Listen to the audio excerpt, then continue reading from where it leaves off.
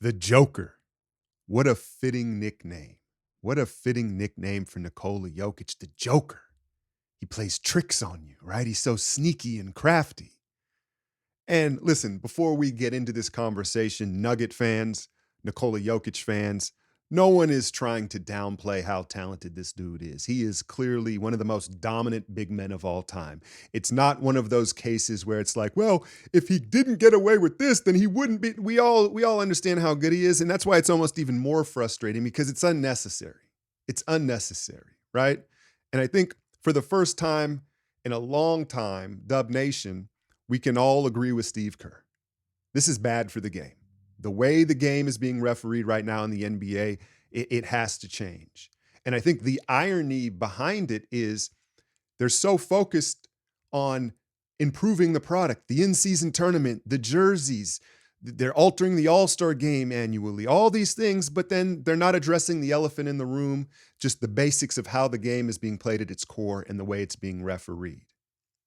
It reminds me a few years ago of the NFL where all the offensive numbers were juiced, right? Everyone was throwing 40 touchdowns, passing the football was off the charts, right? And because the NFL was trying to lean into offense because that's what people want to watch. But then about a year or two ago, they kind of rebalanced. They had to recalibrate. It had tilted too far to the offensive side of the football. And now, like you saw in that Niners-Ravens game last night, like they're letting defenders defend with some contact. And I think it's good. I like it. And I think the NBA has to do something similar. It's tilted too far towards the offensive side of the basketball, right? And I've never seen a 300-pound man lose that many collisions. He loses every collision he's in, right? The hook and jerk move. It's in it. And listen, another aspect of it is Jokic is really good at it. He is really good at it.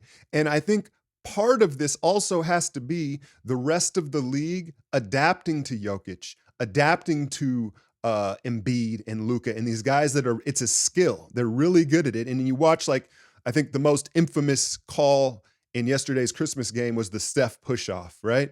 But if you learn and understand what Jokic is doing, he's never going to try to get in and contest. He's going to backpedal and he's going to flop. And so I think part of it is the rest of the players have to adapt to the skill set of these guys and understand what they're trying to do, even though they're super good at it. But all in all, again, I think it's a bad product for the NBA. They want to sign this new TV deal. They've got to rebalance things because no one wants to watch it. And hell, the Warriors, they probably wouldn't have won yesterday anyway. Well, I don't know about 18 free throws was a lot. That was a lot, right? But when you consider how poorly Steph and Klay were shooting the ball, it was kind of remarkable that they were still in the game. And I think that there were some positives for us to hang our hat on. First and foremost, Andrew Wiggins. I was surprised. I didn't know he was playing. He checks in, corner three, top of the key three. He shot the three ball. It was the most fluid and smooth I've seen him shoot it all season long. But the play that really got me excited was, how about the second jump block? I think, was it on Christian Brown or somebody? It was in the fourth quarter.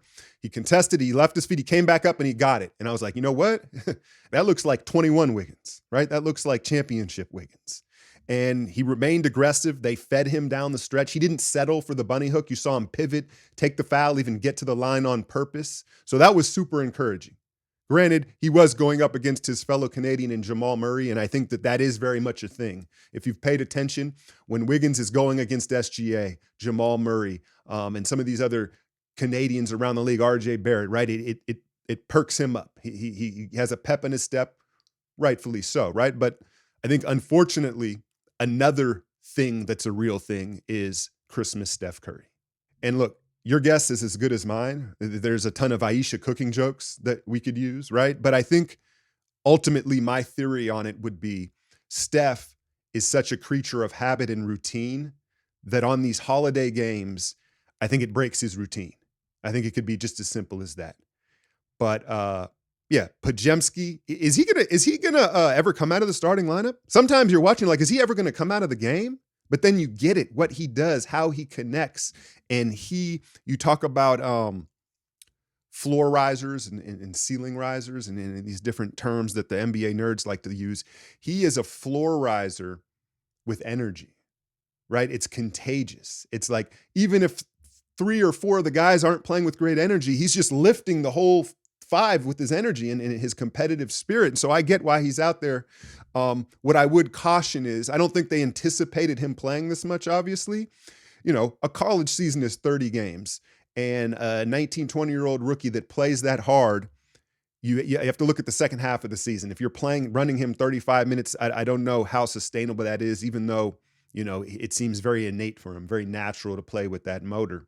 The last thing I'll say on Wiggins, though, did you catch Chris Paul mic'd up? There was a segment there about midway through the game where CP, he said, Wiggs, just tell me if you want the ball. He said, please, just tell me you want the ball. Just tell me you want the ball, please. And it gave you some insight, I think, into, you know, how little Wiggins communicates, I think, with his teammates. And Chris Paul, if you listen to the tone of it, he was begging Wiggins to kind of command the ball and just talk a little more, let him know, like, hey, you know. And I thought that was interesting insight. And so, yeah, man, I mean, listen, I don't like to complain about the refereeing, but it's such a topic, and it's so clear that things need to change league-wide. It's not fun. But I guess the other topic of concern, I have two of them, and they kind of go hand in hand. I'm a little worried that Clay is falling back into his old habits already. I mean, I guess ultimately you are who you are. And I'm not talking about just shooting. He was due an off night. That's fine, right? The way he's been shooting, it's overall transition defense, kind of coning it like Jordan Poole. He had a lot of Jordan Poole type rotations yesterday. And then what you see with Clay is when he makes a mistake or he takes a bad shot, he wears it for 2 or 3 more possessions, and it costs him another play.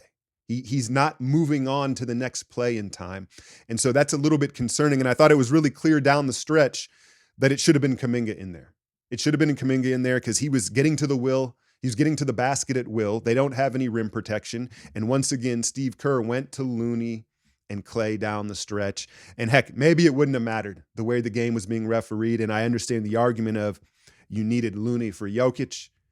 My eyes told me that Looney wasn't doing any better than Trace was on Jokic, and then that would have put more pressure on Jokic when they were trapping Steph high late. So I didn't love the late game decision making, but all in all, I think there are some positives to build on. And I love that Steve was so demonstrative post-game, calling out the league and the referees. And I hope more coaches are willing to do that, even if they get fined. I think it can't just be the Warriors doing it. I think the whole league has to make noise about this in order for change to come, because ultimately, again, the NBA, you're trying to sell a product. It's not good for the product. It's not good for the product. Warriors have the Heat coming into town Thursday. Jaime Jaquez back in California, the kid that went right before Brandon Pajemski, is having just as, if not even better of a start to his career. So I'm excited to see him. The Heat, never a cakewalk, right? Never an easy win. As always, hit that like, share, and subscribe. I'm out, y'all.